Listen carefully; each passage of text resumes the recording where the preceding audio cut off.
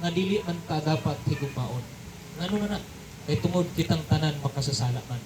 Gikan sa bata, sa mga nanay tatay o hamtong kabatanunan, o bisan unsa man po ang pangalan sa ato ang simbahan dinis kalibutan, bisan unsa pud ta nga tribos kalibutan, mapa Tagalog man ta o Bisaya o tribo man ta, kitang tanan makasasala gyud, no? So ikaw gako nga makasasala, dili ta ngayon nigugmaon sa Dios, pero gihigugma ta pagayo sa Dios, no? O gihigugma ta niya, iyang gipakita iyang gugma. Dili lang siya nga niingon nga I love you. Kundi iyang gibuhat, pinaagi siyang gibuhat dito sa krus. Siyang kamatayon sa krus nagapakita nga gigugma ka sa Dios kay tungod namatay sa para sa atong sala. Gibayran niya ang atong sala kay tungod kitang tanan angayan man ta o karapat dapat nga magbayad dito sa impyerno ni gabot sa panahon. Ang ingon ng Biblia nga kita masilutan sa atong sala sa kamatayon ug mao ni ang impyerno.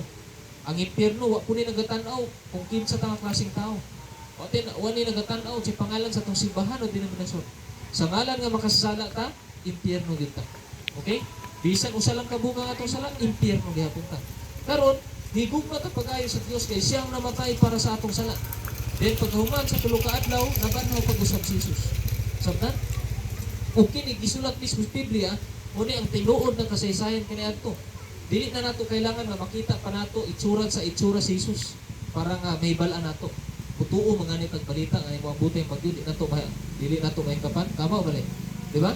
Unsa pa ka nga si Jesus, di ba? Nga siya mismo ang Dios nga nagbuhat kanato, naghatag og kinabuhi.